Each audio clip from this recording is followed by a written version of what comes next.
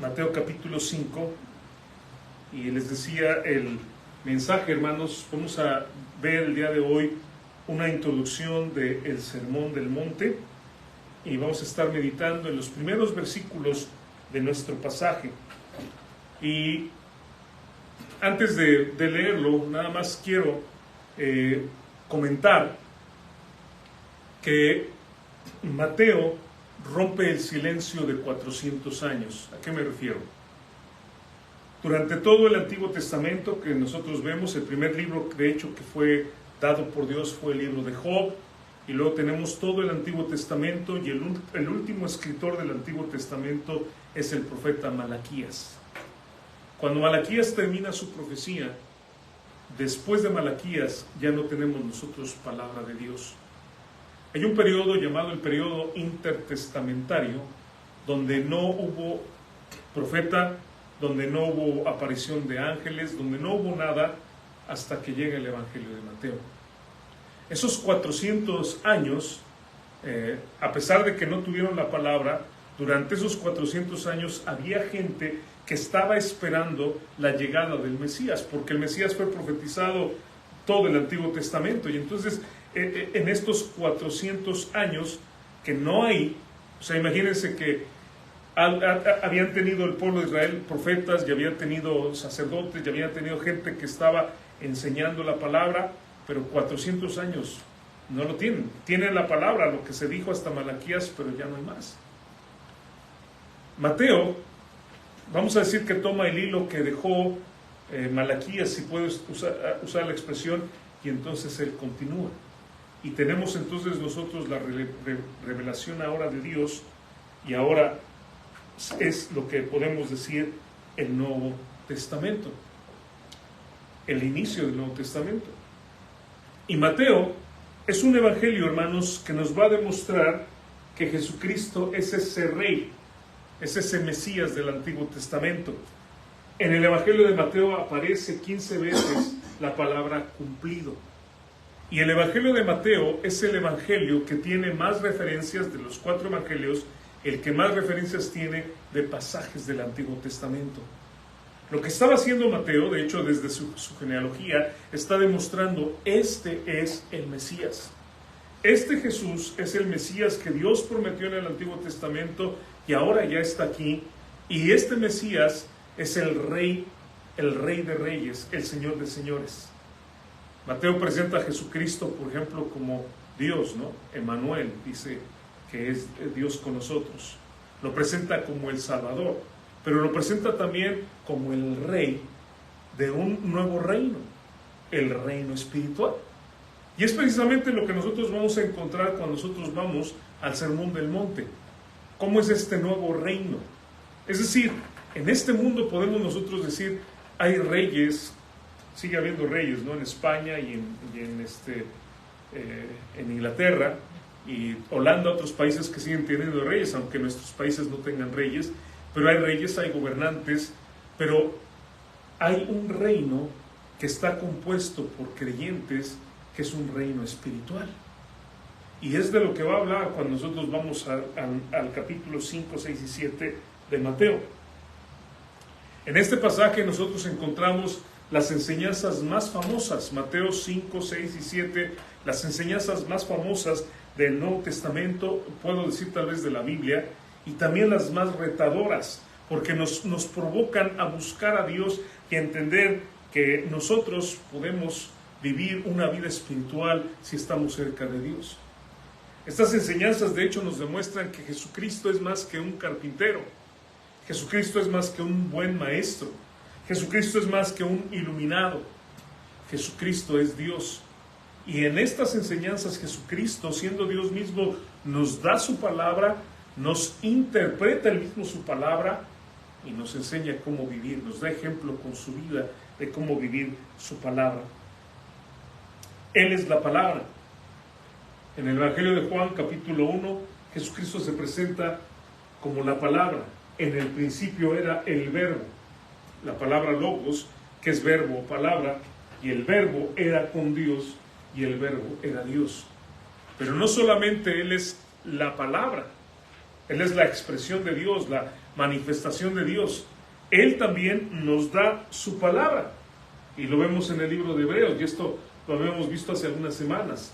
Dios, Hebreos 1, 1 y 2, habiendo hablado muchas veces y de muchas maneras en otro tiempo a los padres por los profetas, lo que les dije hace un momento, en el Antiguo Testamento Dios habló de esa manera, y después 400 años no hubo palabra. En estos posteriores días nos ha hablado por medio de ¿quién? Del Hijo. ¿Y quién es el Hijo? Jesucristo, a quien constituyó heredero de todo y por quien asimismo hizo el universo. Y también es lo mismo que dice Juan capítulo 1, cuando dice que Él creó todas las cosas. Todo lo que es hecho fue hecho por medio de nuestro Señor Jesucristo, pero también Él nos ha hablado. Y precisamente cuando nosotros empezamos a estudiar el Nuevo Testamento, lo que encontramos es la vida de Jesucristo. Nos decía en la semana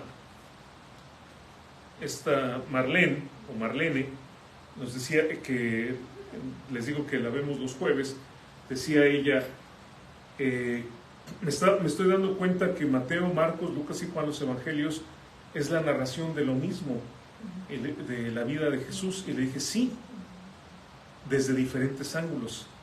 Pero también nos sirve esto para corroborar que es verdad. Cuando hay un juicio y llaman a una persona a que declare, a que dé testimonio, van a llamar a otra persona a que diga, a ver si lo mismo que dijo la primera persona lo dice la segunda. Y cuando una segunda y una tercera persona están de acuerdo y dicen lo mismo, entonces dicen, sí, esto es verdad. Eso es exactamente lo que son los evangelios. Una narrativa de algo que es real. Y Dios nos habla a través de Jesucristo, porque en el Antiguo Testamento hubo profetas y hubo maestros que enseñaron, pero ahora nosotros tenemos la enseñanza de nuestro Señor Jesucristo en estos postreros días. Así que podemos ver al Señor Jesucristo, ¿verdad?, dando su palabra, el que es maestro, es el que es Señor, Salvador, el que es el Rey de Reyes, Señor de Señores, el que es el juez, dándonos su palabra para que nosotros podamos entenderla y podamos vivirla. El estándar ético que nosotros encontramos en el Sermón del Monte es superior a cualquier estándar. Inclusive podríamos poner a todos los filósofos de todos los tiempos, y podríamos poner a todos los religiosos de todos los tiempos, y por mucho nuestro Señor Jesucristo va a superar los pensamientos de ellos. Las imágenes que usan el Sermón del Monte son imágenes muy sencillas y sin embargo son memorables. Nosotros no lo olvidamos, ¿no? Cuando el Señor habla de la sal o habla de la luz, son cosas cotidianas que usamos todo el tiempo y que se quedan grabadas en nuestra mente. Sus instrucciones podemos decir que son relevantes, como lo fueron en su momento a quienes lo escucharon en ese tiempo, lo siguen siendo para nosotros hoy en día. Y de la misma manera, fíjense, estamos tomando un libro muy, muy antiguo, pero que sigue siendo la regla de fe y de práctica para nosotros en estos días. Gloria a Dios, ¿no? No hay ningún otro libro, hermanos, ningún otro libro que usted pueda tomar de la misma manera como la Biblia. Y podemos hablar, no sé, de libros inspiradores, a lo mejor como Don Quijote o obras maestras de Shakespeare, ¿no? Podríamos pensar en escritores, a lo mejor que en algún momento nosotros leímos, a Juan Rulfo, o no sé, quién más hayamos leído en su momento, ¿verdad? Tal vez sí, algunas cosas de Sócrates o de Aristóteles, pero no hay nada que se compare a lo que el Señor Jesucristo, a lo que Dios nos da a través de su palabra. Este sermón es el compendio de la vida cristiana. Es la esencia de la doctrina de Cristo y también la esencia de quién es el Señor Jesucristo. Porque lo que el Señor Jesucristo habla, no solamente lo habla de dientes hacia afuera, es lo que Él es lo que Él vive. No nos dice a nosotros pobres de espíritu y Él es alguien orgulloso. No, Él también es pobre de espíritu. Y Él también llora, y lo vemos en muchos ejemplos en el Nuevo Testamento, a nuestro Señor Jesucristo llorando por el pueblo de Israel, llorando por Lázaro. Entonces, lo que nosotros vemos en el Sermón del Monte realmente describe el carácter del Señor Jesucristo y el carácter de los que son sus seguidores.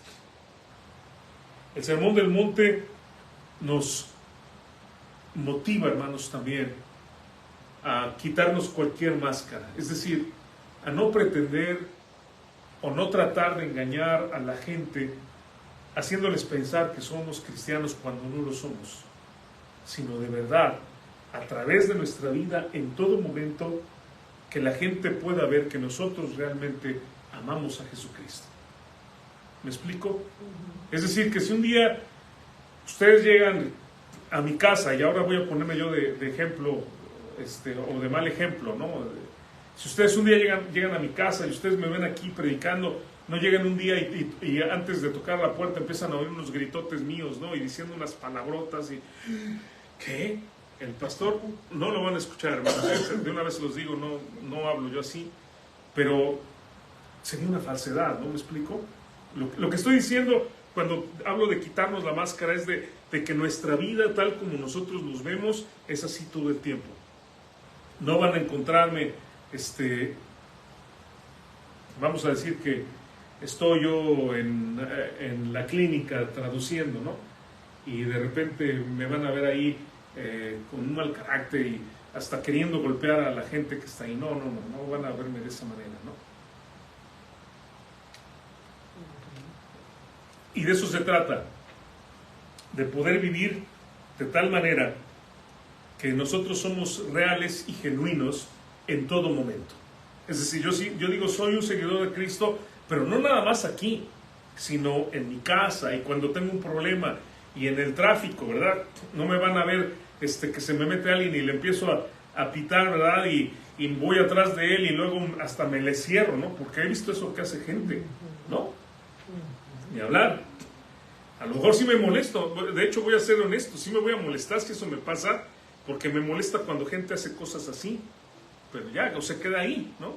Pues ni modo que me dé gusto que alguien haga eso, pero ahí queda, no voy a ir, ni voy a gritarle, ni voy a tocarle el claxon, ni le voy a hacer una seña obscena, ni nada de eso, ¿verdad? No lo voy a hacer, porque de verdad soy un hijo de Dios, soy alguien que ama a Dios. Y la idea, hermanos, es que seamos de esa forma. La palabra de Dios nos dice en el libro de Romanos, en el capítulo 13, versículo 14, sino vestíos del Señor Jesucristo. Me encanta esta expresión, porque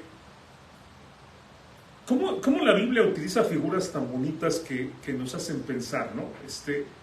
Esta mañana todos los que estamos aquí nos vestimos para venir aquí, ¿no? Probablemente desde un día antes elegimos la ropa que nos íbamos a poner, ¿verdad? A lo mejor detalles, ¿verdad? Mi esposa no me dijo nada, pero traigo tenis, y no traigo tenis porque esté a la moda, sino porque al rato a las 4 vamos a ir a caminar, y pues vamos a estar como 2 horas, y yo quiero estar cómodo, ¿no? Y no estoy, hermanos, ofendiendo a Dios, ni nada. La gente que me ve por internet no sabe que traigo tenis, pero nos vestimos tal vez, o seleccionamos nuestra ropa para el siguiente día, ¿no? Y quiero que piensen en eso, es una selección que nosotros hacemos. No sé si al hermano la esposa le hace la combinación, ¿verdad? Yo sé que hay parejas donde la esposa le hace la combinación y dice, y pues quedan re bien, ¿no? Porque la esposa tiene un buen ojo para vestirlos, ¿no? Pero vean lo que dice la Biblia. ¿Vestidos de quién? Del Señor Jesucristo. Y es como quitarme ese viejo hombre que yo soy, ¿verdad? Lo que yo era, ese Alejandro malo que quiere hacer cosas diabólicas o cosas feas, ¿verdad? Y quitármelo y ponerme al Señor Jesucristo en mi vida. Y entonces, de hecho, piensen en esto. Lo que nosotros vemos siempre cuando vemos a alguien es cómo viene vestido. Y a veces hasta decimos, todo lo hemos hecho, qué bien, ¿no? Qué bien se ve, o viene muy elegante, ¿no? Se puso traje, ¿me explico? Hacemos expresiones porque es algo que notamos. Y la idea, hermanos, es que lo que la gente note, ya olvidándome de los trapos que traiga, olvidándome de eso, lo que la gente note en nosotros es Jesucristo, que puede decir, esa persona, ¿cómo se parece a Jesús? De verdad que sí es alguien que ama a Cristo. De verdad que sí es alguien que vive para Jesucristo. Vamos entonces, hermanos, a ver los primeros versículos de este capítulo 5. Y estamos entonces en Mateo capítulo 5, y vamos a comenzar con el versículo 1, que dice: viendo la multitud, subió al monte, y sentándose, vinieron a él sus discípulos.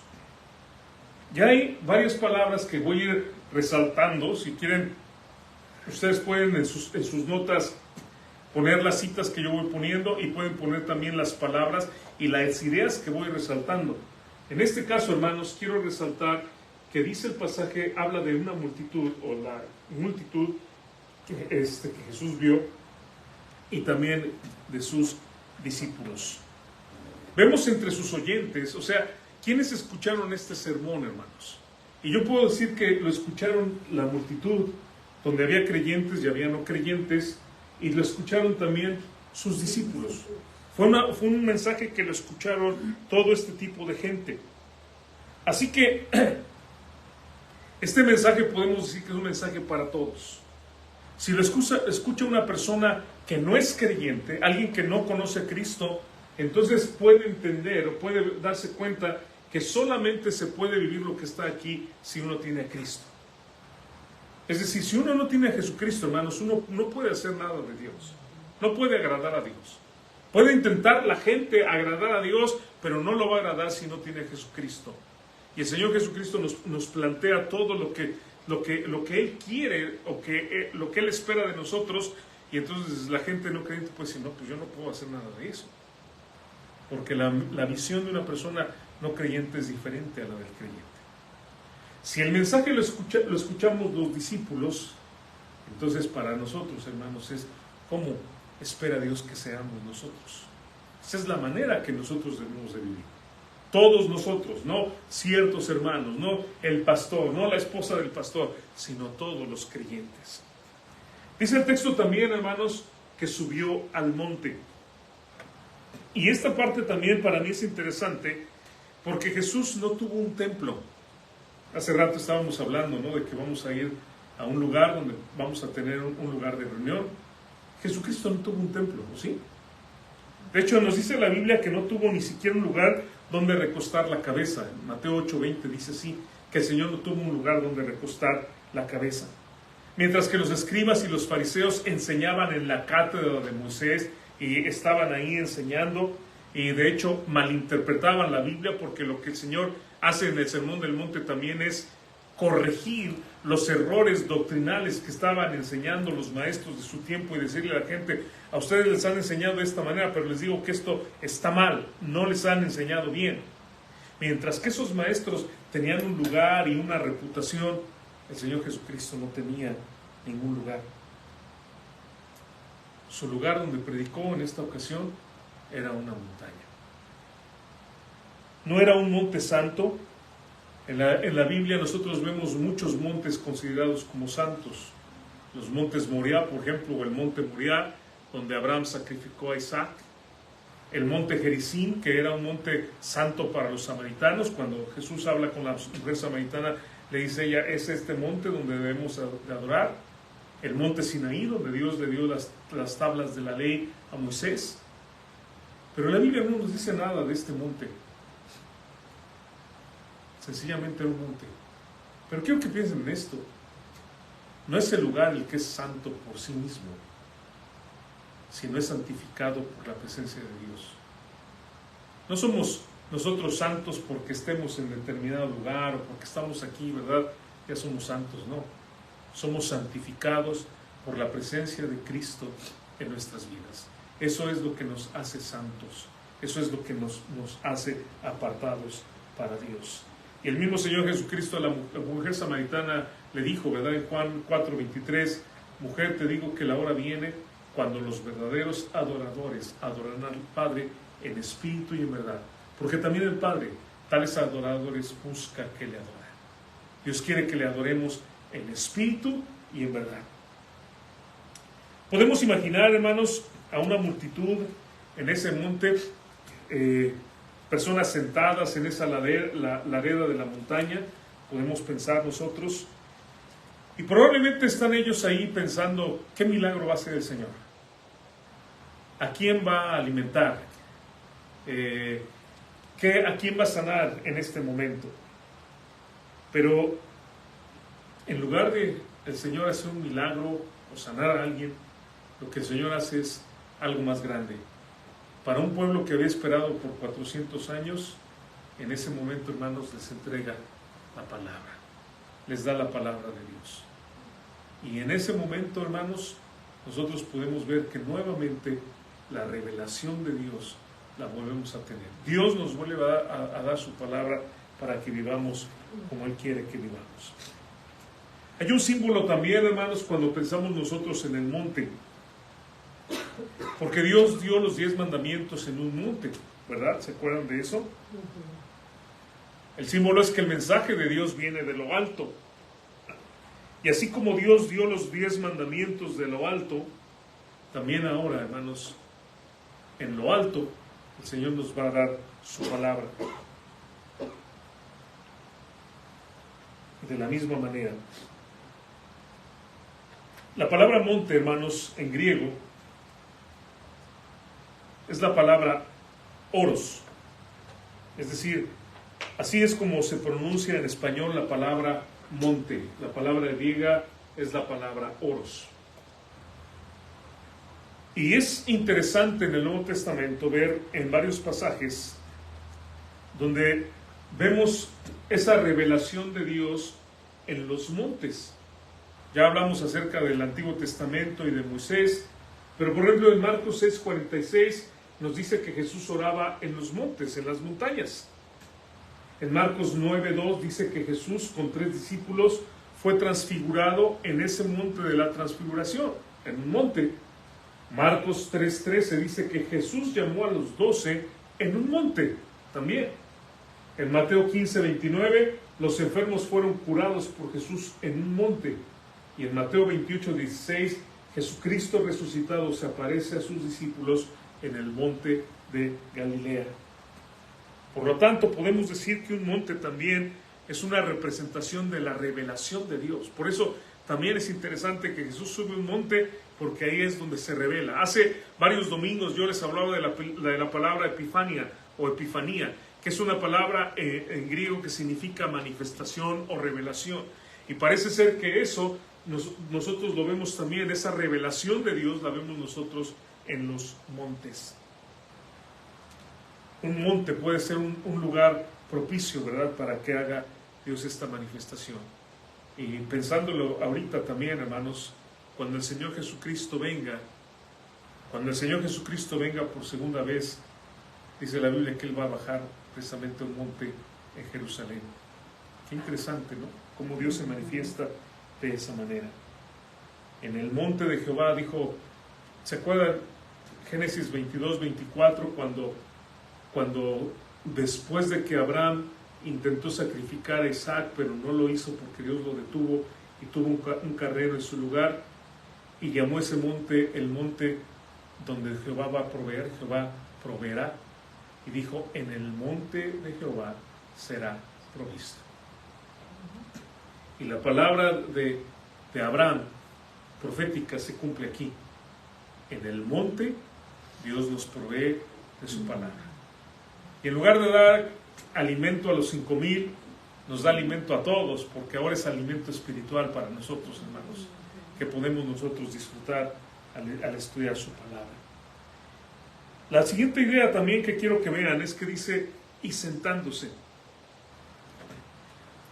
Que hay varias cosas que quiero comentar. La primera es que, aunque yo creo que la personalidad de Jesucristo era imponente, no tenemos un cuadro de Él, hermano, no sabemos exactamente cómo era, pero yo creo que era alguien que imponía. Sin embargo, hermanos, Él se sienta.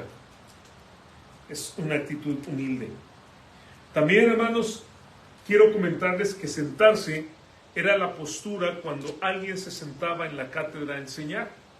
De hecho, creo que todavía hasta hace un siglo los profesores en las universidades se sentaban cuando enseñaban. Ahora ya no nos dicen que debemos de andar en el salón siempre paseándonos, ¿no? Pero antes el profesor se sentaba y desde donde él se sentaba, él enseñaba. Y la idea es que lo que él, cuando él se sentaba, nos habla de que era el momento en que nosotros íbamos a tener la enseñanza principal. la enseñanza medular, lo que nos ayuda a nosotros. Su postura también es emblemática porque al sentarse nos hace pensar también en el rey cuando se sienta en su trono para dar un edicto. Y es lo que el Señor Jesucristo también hace. El versículo 2, perdón, hermanos, Mateo 5, 2, y solamente una palabra del 3, que es la palabra bienaventurados. Pero el versículo 2 dice, y abriendo su boca les enseñaba diciendo, bienaventurados. Él habló, hermanos, no predicó. ¿A qué me refiero con esto? Si es un sermón, pero no son exhortaciones emocionales o técnicas de convencimiento o una exposición de oratoria. Si alguien estudia oratoria, tal vez uno puede estudiar las maneras de cómo convencer a la gente o la forma de subir la voz y bajarla y de moverse al estar hablando y de captar la atención. Pero el Señor Jesucristo no hizo esto. El Señor Jesucristo, hermanos, nos tiene cautivos con la sustancia de su mensaje. No sabemos si gritó o bajó la voz o si se movió o se hizo movimientos. Si ustedes ven, por ejemplo, las películas, y tal vez es un ejemplo que es un poco burdo, pero si ustedes ven películas donde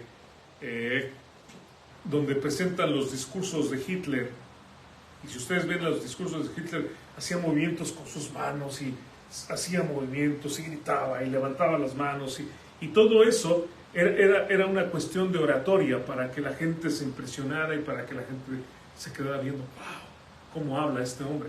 Y gente puede hacer muchas cosas. Esto es, si nosotros estudiamos de cómo ser buenos oradores, vamos a ver todo eso, ¿no? Movimientos. Yo me acuerdo de un predicador que conocí hace muchos años que predicaba y se hincaba y luego hasta lloraba y hasta nos quedábamos así nosotros diciendo, ¿está llorando?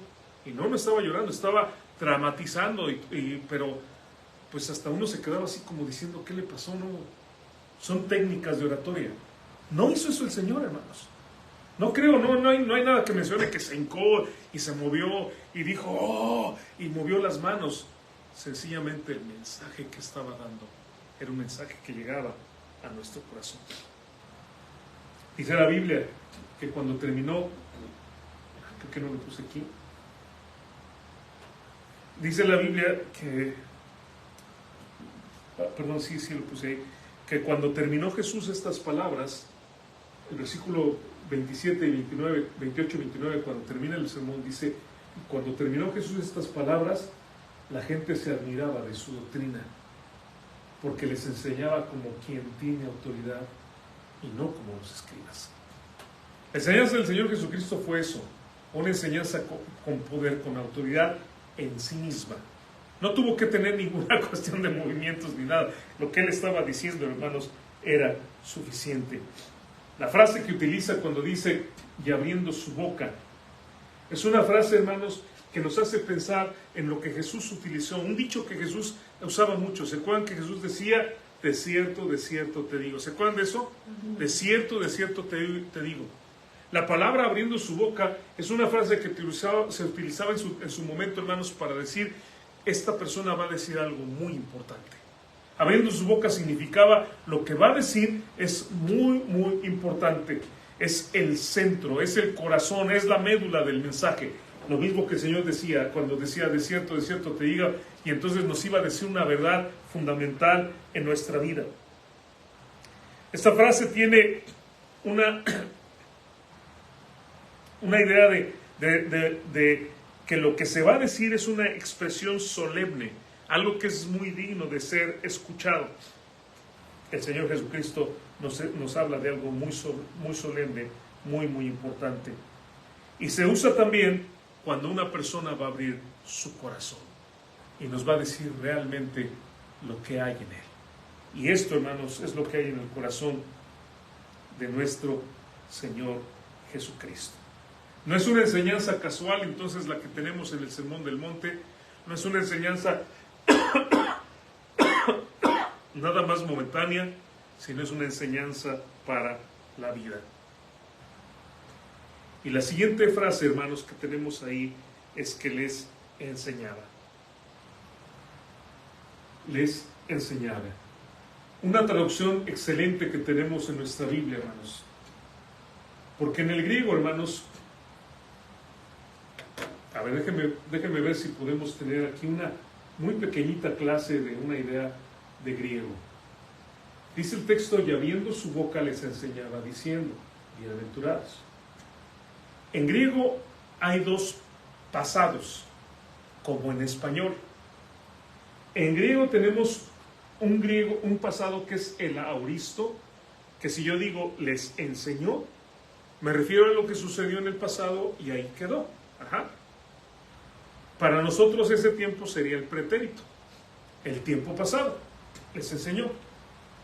El otro pasado que hay en griego es el imperfecto, que es precisamente el que se utiliza en este pasaje, les enseñaba.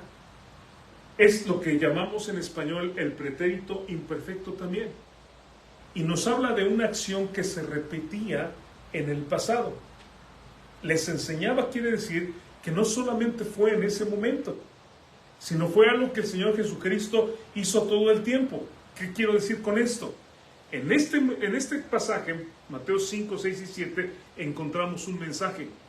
Pero este mensaje, el Señor lo repitió de muchas maneras durante todo su ministerio. Vamos a decir que aquí, hermanos, está concentrado el mensaje que el Señor dio, pero que estuvo repitiendo durante su ministerio. Era algo que Él habitualmente hacía. De tal forma, hermanos, que tenemos aquí el compendio, ¿verdad?, de la enseñanza de nuestro Señor Jesucristo. La manera como Él enseñaba, y nosotros también podemos aprender de Él. Y la siguiente palabra, hermanos, les enseñaba, diciendo, bienaventurados.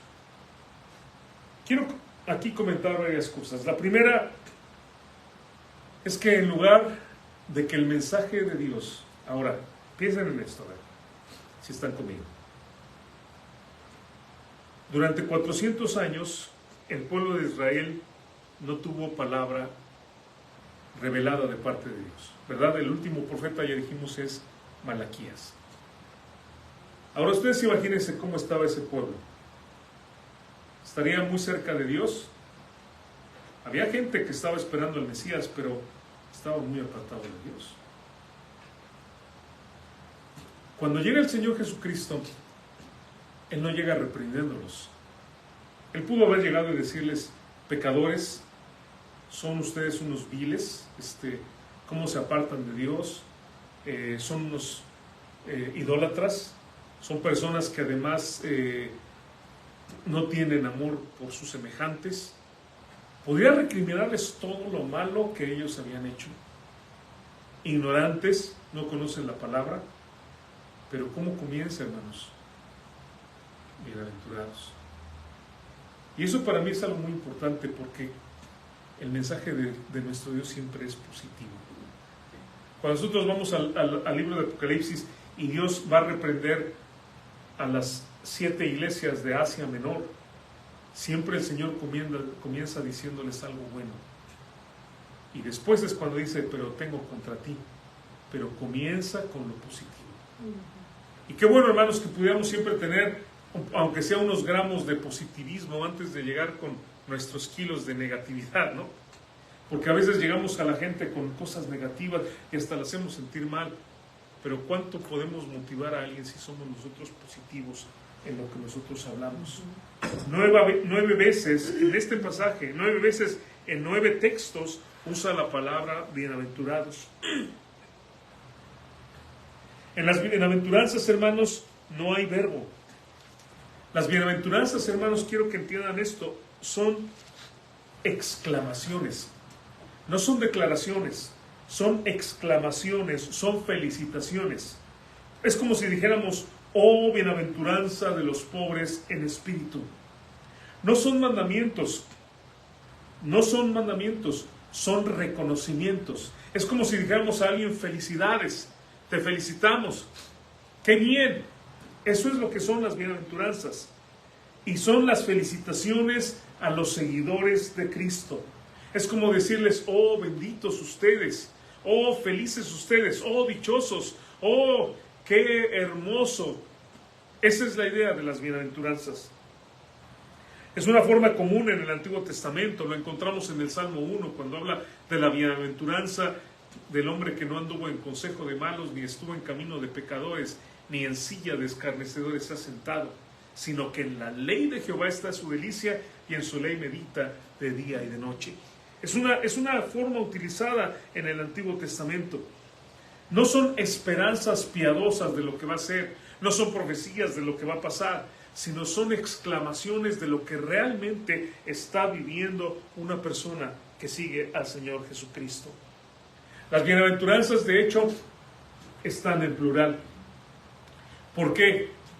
Porque, hermanos, de verdad, cuando seguimos a Cristo, nuestra vida está bendecida.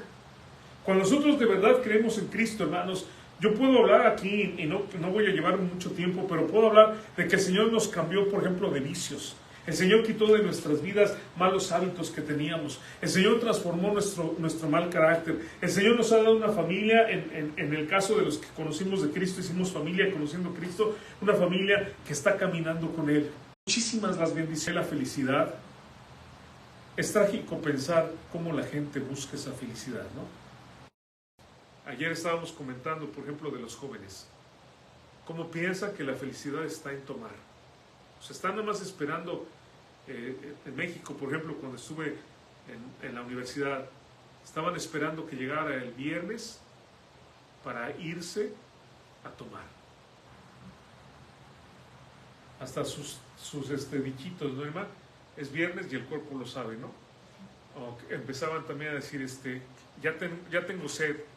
Me empezaban a decir, bueno, me decían: doctor, tengo un doctorado, hermanos, y en la escuela sí me conocían. Y ya me decían: doctor Moreno, ya tengo sed. Pues toma agua, yo les decía. Pues toma agua. No, es que ya sabía lo que querían esos muchachos, que no tuviéramos clase para que se fueran a tomar. La gente piensa, no sé, que la felicidad está en endeudarse, ¿no? Comprar y comprar. La gente piensa que la felicidad está en andar de fiesta y fiesta. Y luego, hermanos, nosotros vemos cómo la gente empieza a sufrir por todo eso, ¿no? Creyeron que era la felicidad y pobrecitos ya no aguantan, ahora sí que el llanto de todo lo que están padeciendo por eso. Las drogas. Ahora que se aguantan. Y las drogas que empiezan a destruir. ¿Mande? Y las drogas también, digo. Nosotros vemos, hermanos, que la felicidad la tienen la gente descrita en estos pasajes. La gente que es como la Biblia nos enseña estos pasajes tiene, ¿verdad?, lo que es la felicidad. Esta descripción, hermanos, de Mateo capítulos 5, 6 y 7, también tenemos que entender que es una descripción de lo que todos los creyentes debemos ser. Todos. Es decir, no es solamente que unos, ¿verdad?, el pastor o los hermanos fieles solamente son los únicos, sino todos los creyentes deben ser así como lo describe aquí. No es tampoco una descripción de que unos hermanos en la iglesia son pobres en espíritu y otros hermanos lloran y otro hermano por allá es perseguido. No, es una descripción de todas las características que tienen todos los creyentes. Todos manifiestan esas características. Ninguna de ellas, hermanos, se va a encontrar de una forma natural en la gente, sino es algo que por la obra del Espíritu Santo y el trato de Dios en nuestra vida es algo que nosotros tenemos. Nadie jamás puede ser pobre de espíritu. Nadie jamás puede ser una persona que ame y tenga hambre y sed de justicia. Nadie jamás va a ser como está descrito en estos pasajes si no tiene a Cristo. Hace muchos años escuché de verdad una tontería y se los voy a contar. En la iglesia estaba, donde estaba yo hace muchos años, yo era un jovencito, el pastor me acuerdo que preguntó, ¿y quién habrá vivido la vida cristiana? Y me acuerdo que alguien respondió, y esta fue la tontería, dijo, pues yo creo que Gandhi. Y yo dije, ¿Gandhi? Ok, Gandhi hizo muchas cosas por su pueblo y todo, pero Gandhi no era creyente. Gandhi no era cristiano. Gandhi no creía en Jesucristo. Es decir, esto que vemos en las bienaventuranzas no está hablando de las cosas positivas del ser humano. Está hablando de algo que solamente Dios puede hacer en la vida de la gente cuando cree en Jesucristo. Si no es creyente, por más buena persona que sea, no tiene estas características. Eso es lo que quiero que nosotros podamos entender. Estas características nos hablan exactamente o esencialmente de la diferencia de ser cristiano. El incrédulo solamente ve lo material, el creyente ve lo espiritual. El incrédulo pertenece al mundo de la tierra, nosotros pertenecemos al reino espiritual. El incrédulo, hermanos, obedece en muchas ocasiones al diablo, nosotros los creyentes obedecemos a Jesucristo. El incrédulo cuando muere no tiene ninguna esperanza, no sabe a dónde va a ir. Los creyentes vamos a ir a la presencia de Dios. El incrédulo, hermanos, pertenece al reino del mundo, al reino material, mientras que el creyente pertenece al reino de Dios. Estas características del capítulo 5, 6 y 7 de Mateo nos hablan de cómo son los que están en el reino de Dios. Personas completamente diferentes a este mundo, con una visión completamente a la que tiene el mundo. Porque la gente puede pensar, o sea, ¿cómo de que va a ser feliz y digno de alabanza alguien que es pobre en espíritu, alguien que llora, alguien que es manso, alguien que tiene hambre y sed de justicia, alguien que es perseguido? La gente que no tiene a Cristo va a decir, no, ¿cómo? Está mal, ¿no? Esto ¿cómo va a hacer a alguien feliz? Bueno, esto no va a hacer feliz a ninguna persona que sea incrédula, pero sí a los que son creyentes en nuestro Señor Jesucristo. Estas declaraciones también nos manifiestan, hermanos, cómo hemos sido nosotros liberados a través de Jesucristo. Colosenses 1:13, hablando del Padre, dice, el cual nos ha librado de la potestad de las tinieblas y trasladado al reino de su amado Hijo, que es donde nosotros nos encontramos ahora. Por lo tanto, estas bienaventuranzas y estas enseñanzas que describen a nuestro Señor Jesucristo, nos describen también a nosotros. Y hermanos, eso es una bendición para nosotros. Porque eso nos asegura que somos hijos de Dios, que de verdad amamos a Dios y que pertenecemos al reino de los cielos. Y entonces podemos ver y preguntarnos, ¿es mi vida digna de felicitaciones? O sea, si la gente ve cómo vivo, puede decir, te felicito porque realmente Dios te ha dado un carácter, te ha dado una forma de hablar, una forma de vivir, que es una forma que se parece mucho a la del Señor Jesucristo. Te felicito. Y entonces nos motiva, hermanos, a buscar cada vez más y más de Dios. Porque si alguien a veces nos dice eso, nos sentimos humillados, no decimos chispas, no, pues me falta mucho. O sea, a lo mejor la persona ve algo bueno en mí, pero yo siento que me falta mucho. Y qué bueno que sintamos eso para que sigamos buscando a Dios de todo corazón. Que Dios nos ayude, hermanos, a poder vivir para nuestro Señor Jesucristo.